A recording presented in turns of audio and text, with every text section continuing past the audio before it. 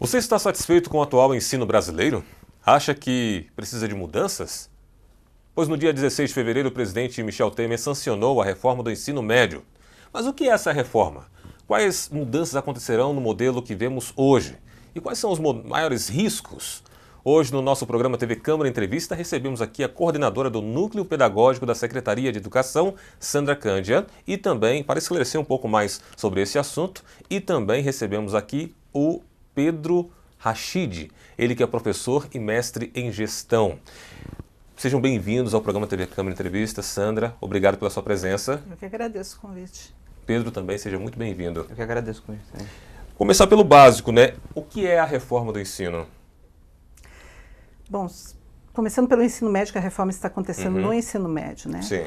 É uma mudança, é um instrumento que veio para ajudar a melhorar este ensino, essa aprendizagem do aluno, que nós estamos passando por uma crise no ensino médio. Então, esta reforma se tornou um instrumento necessário, né? Tem que acontecer essa reforma. Então, ela é um instrumento que está aí para indicar e tentar ajudar nesta melhoria da aprendizagem do aluno. Pedro pergunta assim, como a Sandra falou, o ensino médio, todo mundo comenta-se muito isso na área da educação, falando que o ensino médio realmente passa por uma crise e precisa dessa mudança. A partir de quando? Quando que foi identificado que existe uma crise e existe essa necessidade de mudança? Então, eu acredito que o governo escolheu fazer uma reforma nesse momento do ensino médio, não de outros ciclos da educação, por causa dos índices que o ensino médio apresenta, que são muito ruins na questão de nota, na questão do abandono. Então, com essa consequência, ele optou por fazer a reforma nesse segmento, né, nesse ciclo. Mas eu acredito que os problemas que o ensino médio apresenta vêm das séries anteriores. Então, eu, na minha visão, colocaria essa reforma, ou esse capital, esses investimentos que o governo vai fazer essas mudanças nos segmentos anteriores.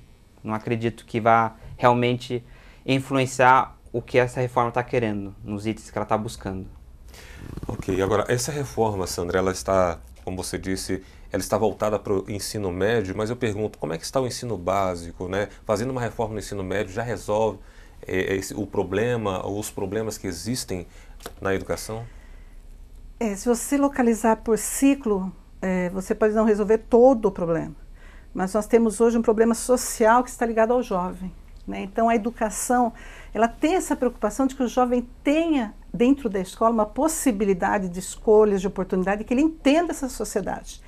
Então, a necessidade de estar no final, por assim dizer, de um ciclo, né, do aluno, né, do adolescente, é que traz essa necessidade de hoje ver a educação não só como nota, como um conteúdo, mas o aluno como um todo. Ele vai ser o nosso cidadão, ele vai ser a pessoa que vota, a pessoa que trabalha, a pessoa que está nesse meio. Então, ele pode, volto a falar, não incluindo todos os ciclos. E talvez ainda tenha alguma necessidade no básico, como o próprio professor Rachid falou. Mas hoje, pensando em adolescente, como nós estamos em crise social, é muito importante que ele se encontre, ou que ele saia pelo menos à procura e sabendo o que quer. Por isso, eu vejo uma grande necessidade inicialmente do ensino médio, porque já é uma necessidade imediata. Antes de entrar no mérito realmente da reforma, dos pontos da reforma, eu pergunto para vocês qual é a situação hoje. Fala-se de crise, mas que crise é essa? Quais são os pontos que levam a crer que o ensino médio está em crise? Como está o ensino médio, ou o ensino de uma forma geral, hoje nas escolas públicas? Eu acredito, da minha experiência no setor público, que não foi longa, mas foi muito boa, no sentido que eu aprendi muito, no sentido do que é ser professor. Foi a minha primeira experiência, foi no setor público, depois que eu parti para o setor particular, né, o privado. Tem muitas dificuldades, como a Sandra comentou. Realmente tem a parte social dos alunos, realmente é um item que interfere muito. Muitos vão com fome, com frio, tem problemas familiares. E quando esse aluno chega na sala de aula, você tem que ajudá-lo nesses itens, e depois partir para a parte pedagógica, que é o conteúdo em si. Então, quando o professor está na sala de aula e se depara com esses itens, na minha visão, ele acaba deixando de ser professor e virava outras coisas, virando às vezes pai, virando às vezes um assistente social, um psicólogo, e aí se afastando dessa posição que seria o docente, ensinar o conteúdo. sem entrar no mérito nesse momento se o conteúdo é bom ou ruim, se tem que ampliar, se o aluno pode escolher. Mas esses itens realmente atrapalham a parte pedagógica, o desempenho do aluno na carreira escolar dele, né? Eu só queria completar um pouquinho, porque assim, quando você pergunta da educação como um todo, somente falando agora do básico, né, do fundamental, no fundamental ele ainda está em uma fase de desenvolvimento muito fácil de ser direcionado dentro da educação, né, dentro da sala de aula. Os problemas que ele traz é menos claro ainda, porque ele ainda tem a sua dificuldade de expressão, então você consegue ainda trabalhar com o aluno do ensino fundamental de uma forma dentro somente da escola, né? Dentro somente da função da escola. Mas até repensando a função da escola, a gente percebe que isso está trazendo já para o fundamental esses problemas, e no médio isso aflora muito forte. Porque as interferências sociais são maiores na adolescência, né? Eles começam a ter uma opinião, eles começam a expor esta opinião, né? Então, o que acontece algumas vezes no ensino fundamental ainda não aparecer um problema muito mais sério, é o próprio desenvolvimento dele como aluno, como, né, ser humano. Mas o adolescente já no médio, a gente sente muito diretamente essa influência externa e quanto ele não está preparado para enfrentá-lo. Por isso o médio ainda se tornou um foco muito direto do governo hoje, ainda se vê muito isso. E pela Constituição, dentro da educação estadual, por exemplo, o ensino médio é o foco, né? Nós temos que realmente ver o adolescente, porque ele é o final de um ciclo para o começo da sua vida inteira, depois, né? Então, falar de educação, acho que em crise total, teria que estudar bem o ciclo do fundamental, ver como ele está realmente sentindo, mas tem que acontecer alguma mudança. Bom, vamos continuar aprofundando o assunto. Eu gosto de fazer um raio-x para a gente entender um pouco mais a raiz, né? Agora eu pergunto, com relação ao ensino, mesmo que ainda seja básico, diante desse raio-x que vocês estão passando, que estão no dia a dia, os problemas que vocês relataram, por exemplo, que são problemas externos ao da escola, não entrando ainda no mérito com relação ao que é ensinado, da forma que é ensinada, mas diante desse problema da escola receber um aluno dentro dessa problemática, eu pergunto, qual é o papel da escola no que diz respeito à educação? E a educação, ela realmente abrange apenas aquilo que compete a ela no ensinar dia a dia, ou também é dever acompanhar o dia a dia do aluno como um todo para que realmente possa formar? Já faz um bom tempo, já há bons anos, que a educação vem passando por essa mudança de conceito do que é estar dentro da sala de aula e como ter este aluno. O cognitivo é muito importante, que é a educação, né, que é o conteúdo, né, que nós chamamos, mas hoje não enxergar o aluno como um todo, né, o que ele traz, o que ele é com os colegas, não cabe mais. Nós temos que olhar o aluno como um todo, nós temos que realmente entendê-lo. Então, hoje o professor, e por isso existem as formações, elas têm que acontecer, ele tem que começar a ter esse olhar muito mais forte em ver o aluno não só como cognitivo, não só a ciência dele, mas como ele se comporta, como ele age perante os problemas. Então, os problemas dele são em casa, são com os amigos, são na rua. Ele tem que começar a entender isso. Então, a escola já se tornou um bom tempo. É lógico que as coisas não são rápidas, porque as pessoas precisam de formação e desenvolver isso, né? São paradigmas que têm que começar a se quebrar, a ver este aluno como um todo. Então, eu tenho uma sala de aula que eu tenho que ver que, além de aprender ciências, ou aprender filosofia ou sociologia, ele tem que debater e ter opinião, e saber que ele pode sair dali, na casa dele pode acontecer uma coisa no meio do caminho, uma crise, a família pode passar por uma crise social que é desemprego. Então, como ele reage, como ele trabalha essas situações, ele, já desde pequeno, desde escola. Então, já faz um bom tempo que a escola vem trabalhando isso. É que nenhum processo dentro da educação vai ser rápido, né? Porque são pessoas, né? Sim, Pedro? Então, complementando essa ideia, realmente todos esses itens são verdadeiros, mas o que eu vejo da minha experiência na questão que esses problemas externos à escola dificultam eu melhorar esses problemas usando a escola. Nesse sentido, assim, o aluno está na sala de aula, ele não tem disciplina, ele não tem esses outros quesitos que eu já comentei. Então, quando eu vou passar um conteúdo para ele não consegue absorver e interiorizar para discutir. Então, por exemplo, minha primeira formação foi História. Então, vamos estudar História, super importante saber o passado, várias questões do país. Agora que você conhece todas elas, vamos fazer campanhas nas redes sociais, sair às ruas, exigir direitos, deveres, enfim. Só que esse aluno não está disposto, ou ele não consegue interiorizar esse conteúdo. Então, eu não consigo na minha experiência, creio que de vários professores também, sair desse primeiro nível, que é ele interiorizar, para daí ele discutir. Porque a discussão fica vazia, porque ele não tem essa base.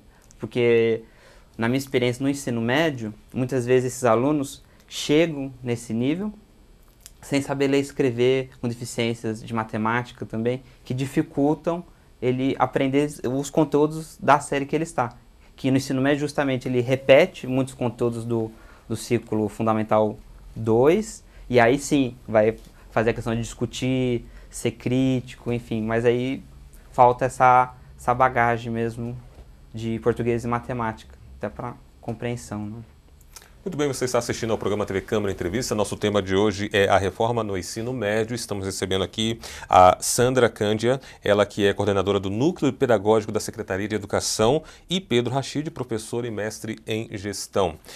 Reforma do ensino médio. Quais foram os processos necessários até chegar à sanção do presidente, que foi recente, né? Quais foram os processos necessários e por onde ele passou com relação às discussões, com relação à problemática e formatação do processo?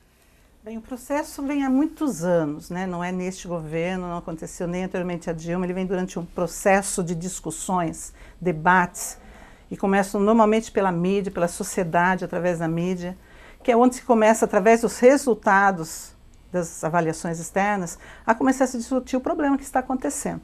Então, não é uma aclamação da sociedade em si, ela não ouve diretamente, mas ela começa através desses debates. Em seguida, ela passa pelo CONSED, principalmente, que é o Conselho Nacional de Secretarias de Educação, que é um dos órgãos que participaram desse momento de estudo, né, junto com outros especialistas, até realmente ele se tornar um processo a se tornar a medida provisória que é hoje, que o presidente mesmo está atuando sobre ele, né. São processos rápidos, ou assim, rápidos como diz... quando o público começa a tomar conta desse sentido, o público mesmo, a sociedade toda, né? Que até então somente especialistas estudam, mas rapidamente, a partir do momento que ele chega nesse momento de discussão com a sociedade, é o momento que ele já passou por várias pessoas preparadas para isso, né? Não tenho como citar vários nomes, porque o maior conselho que participou foi da Educação, da Secretaria de Educação, mas todos os estados participaram, várias opiniões aconteceram no Brasil todo, né? Até chegar ao que nós temos hoje, que é a sanção que aconteceu esse mês de fevereiro aí, que já está, como a gente estava comentando até, talvez não tenha nenhum retorno, a não ser que o Congresso Nacional não aceite, mas vai ser muito difícil. Pedro, você que acompanhou e acompanha de perto todo esse processo, você acha que foi compensatório, satisfatório realmente todo esse processo, e por que tanto tempo para se chegar nesse consenso hoje? A questão da educação no Brasil tem muitos quesitos ideológicos também, muitas linhas de pesquisa e políticas.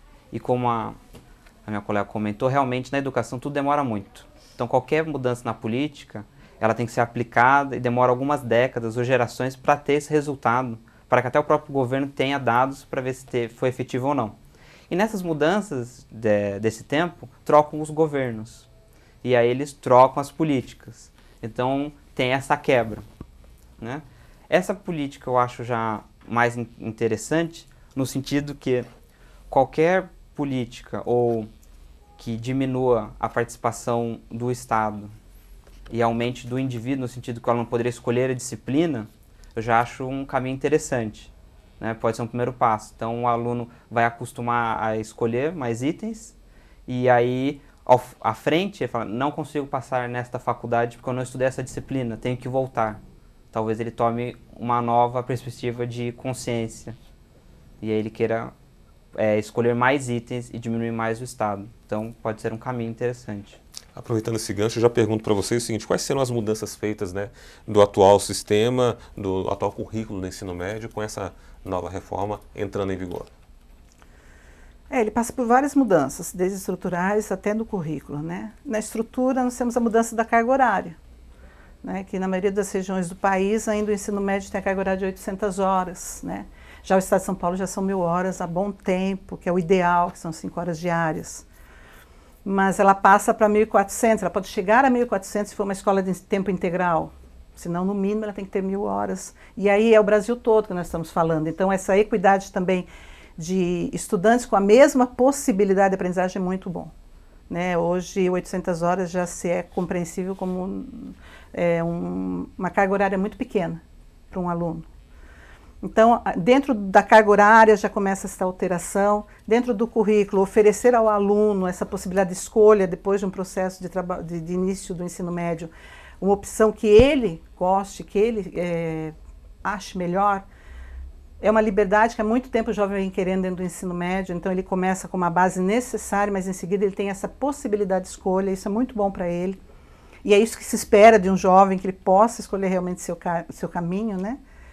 E os estados vão ter uma autonomia para isso, independente de receber toda a orientação e toda a medida provisória, mas o estado vai ter essa responsabilidade de montar este currículo junto à sociedade, junto à região que ele está, né, com toda a sua peculiaridade.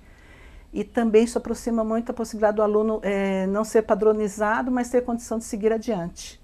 Né? Então são mudanças, currículo, introdução do profissionalizante, que a gente deve estar falando um pouquinho mais lá, mas o profissionalizante também, essa possibilidade de ele sair com um trabalho ou uma possibilidade de já caminhar para a profissão. É um alívio para muitos jovens, muitos já querem isso, né? Então o ensino médio também vem para sanar essa necessidade deles. Então são vários itens dentro da mudança do ensino médio que vão acontecer, né? E todas são muito importantes e tem que acontecer junto, não pode ser uma para trás e outra na frente, que aí ela quebra toda essa grande apresentação que está sendo feita. Eu pergunto para vocês o seguinte, quem é que está hoje como responsável por essa mudança, digamos, assinando essa mudança como dentro da diretriz que ela está tomando agora, desse final, digamos assim, já que ela foi votada em Congresso, foi aprovado pelo presidente, está faltando agora a sanção, quer dizer, foi sancionado já, o final agora do Congresso, né? Está na mão dele agora esse final, que a partir daí sim. Como a gente sabe que existem embates políticos, como você mesmo citou, Pedro, que passou por um processo, a professora também falou que não é algo de um governo apenas, vem de vários governos e vem sofrendo essas interferências. Aí eu pergunto para vocês, com relação a questão ideológica, né, por exemplo, por trás disso tudo, o que pesa e quem é que está por trás de fato dessa mudança? Quem é que pode falar assim, agora que está assinando o principal ponto daquilo que converge de toda essa discussão desses anos todos? Eu penso assim, se puder complementar, a questão ideológica vai aparecer principalmente na hora que for escolhido o currículo e as disciplinas e os conteúdos de cada disciplina.